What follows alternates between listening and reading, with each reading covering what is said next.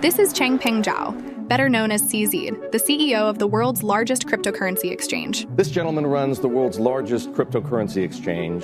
CZ, founder and chief executive of Binance. Now founded back in 2017, the company is the world's largest cryptocurrency exchange by volume. In 2021, CZ's fortune amounted to $65 billion, making him one of the richest people in the world at the age of 44. Bloomberg Billionaire Index says you're the 30th richest person in the world. Zhao, or CZ, as he's more commonly known among crypto enthusiasts, is now worth at least $100 billion. At that time, Binance's trading volume surpassed that of the 4 largest exchanges combined, making it the most reliable and consolidated cryptocurrency exchange platform in the world. Changpeng Zhao has gone from flipping a burger in McDonald's to founding Binance, now the world's largest cryptocurrency exchange. With approximately 128 million users worldwide and a daily trading volume of around $8.3 billion, Binance promised to be the exchange platform of the future, until something unexpected happened. Its size and decentralized nature has made it a target of regulatory scrutiny over the past few months in several jurisdictions, including Britain and the U.S. Regulators are suing cryptocurrency exchange giant Binance, which they said ran illegal cryptocurrency-based trades with U.S. investors and a sham compliance program. Now, 6 months after the U.S. Securities and Exchange Commission, SEC, and the Department of Justice filed a lawsuit against Binance for violating U.S. regulations, Changpeng Zhao and Binance plead guilty to federal charges, including money laundering, resulting in one of the largest corporate fines in U.S. history. So, if a year ago Binance seemed to be the safest exchange in the world, what went wrong? In 2018, CZ started the company, and in 6 months, Binance surpassed older exchanges to become the world's largest by trading volume. Partly because CZ aimed for global expansion from the beginning, but as it grew, Binance faced regulatory issues almost immediately.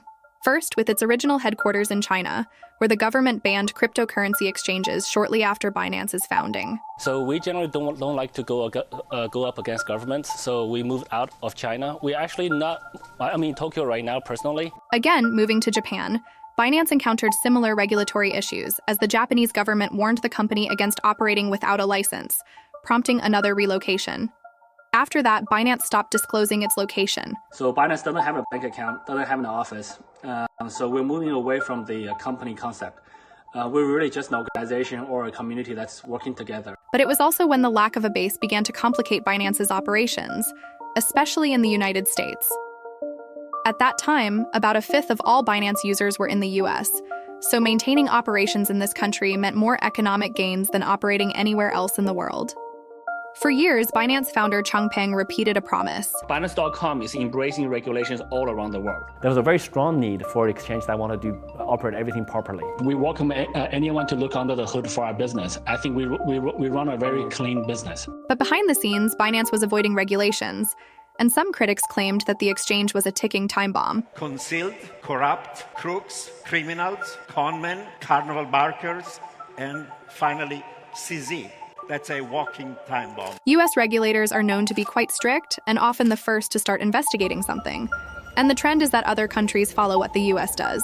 So, to comply with the rules, the company launched Binance U.S. in September 2019. The world's biggest crypto exchange, Binance, will launch in the United States in the next few weeks. And while many in the sphere shy away from working in the tough regulatory environment of the United States, Binance has doubled down by opening a US-specific exchange in order to keep in full compliance. The plan was for the site to use Binance's technology and brand, but operate independently of the original company and CZ. But behind the scenes, CZ kept a subset of high-value users on Binance. Essentially, they removed less affluent people to look good but conspired to retain high-value customers, contacting them directly through phone calls to leave no trace. Binance's VIP customer group registered a new account with a location in any other country, where policies were much more lax. Meanwhile, the user transferred their assets to the new account to make it appear that the person was no longer in the US. According to CZ, the company had to be very careful to skirt the line, using careful language. We can't say they are US users and we want to help them. We say we misclassified them as US users, but they're not really. A new DOJ report shows that these issues extended beyond the US, allowing Binance to enable money launderers to move money through its platform. Even when illegal funds were found, Binance made exceptions for its VIPs. For example, a user was told to be careful with the flow of funds, especially from places like Hydra, a darknet website where drugs, weapons, and malware were traded. However, with all this happening almost in plain sight, Binance was so big and attractive to cryptocurrency enthusiasts that, despite its lax anti-money laundering controls and its unregulated status, the platform registered millions of new users every month. Although regularly, Binance published reserve proofs showing customers' assets backed one-to-one and billions of additional dollars, reserve proofs did not fully show the responsibilities of those handling that money, prompting calls for a complete audit for years. However, each time this possibility was raised, the CEO's response was not satisfactory. You haven't disclosed your liabilities, and I wonder why that is and whether you will. Yeah, so we are working with firms to do the audit of financials, liabilities, etc. Very simply, Binance does not owe people money. Binance does not have loans from other companies, from other funds. We just don't have it.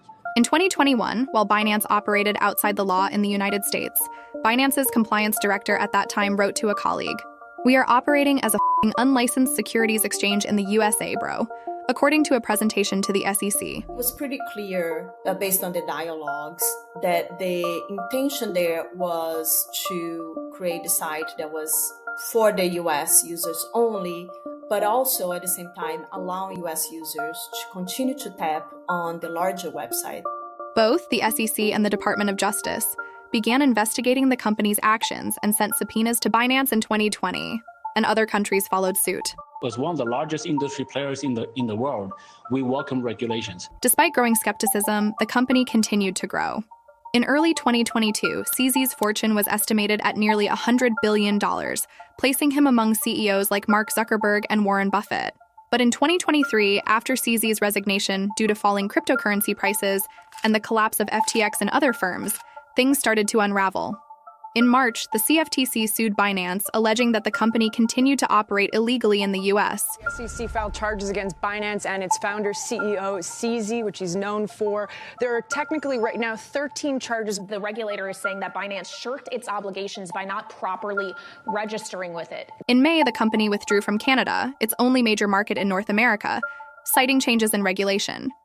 Then, in June, the SEC filed a lawsuit against CZ and Binance, alleging that CZ still maintained undisclosed control over Binance US. Months later, more countries initiated investigations and the company withdrew from others, especially in Europe. The UK's financial watchdog has ordered Binance to stop all regulated activities in Britain, a move described as a stinging rebuke of one of the world's biggest cryptocurrency exchanges. In July, Binance laid off an eighth of its staff, and several top executives left the company, revealing the unstable situation of the exchange. Then, in November, Binance planned to pay a massive sum in fines and plead guilty to a criminal charge. Following recurring recommendations from their lawyers and the increasing scrutiny from U.S. regulatory entities, on November 21st, CZ pleaded guilty to violating anti-money laundering requirements. As a consequence, Binance will have to pay the Department of Justice $4.3 billion in fines. Binance became the largest cryptocurrency exchange in the world. Now, Binance is paying one of the largest corporate penalties in U.S. history. This agreement will allow the company to continue operating. However, CZ will retain his majority ownership. Rather than implement the basic anti-money laundering safeguards that his team recommended, safeguards required by U.S. law, Binance and its founder operated as though the rules didn't apply. In a statement on X, he said he resigns as CEO and will take a break. He also claimed that user funds are SAFU, a Binance term implying they are secure. Richard Tang, former head of global markets at Binance, will take over as CEO. As part of this settlement, Binance will have to comply with several rules. And that means you're going to have a lot of much tougher oversight from U.S. authorities on the exchange. The question now is, can Binance survive without CZ? Binance declined to comment, but said in a public statement, "These resolutions acknowledge our company's responsibility for historic violations of criminal compliance and allow our company to turn the page on a challenging but transformative chapter of learning and growth." It is unclear how the impact of the charges for the world's largest cryptocurrency exchange could affect the market overall.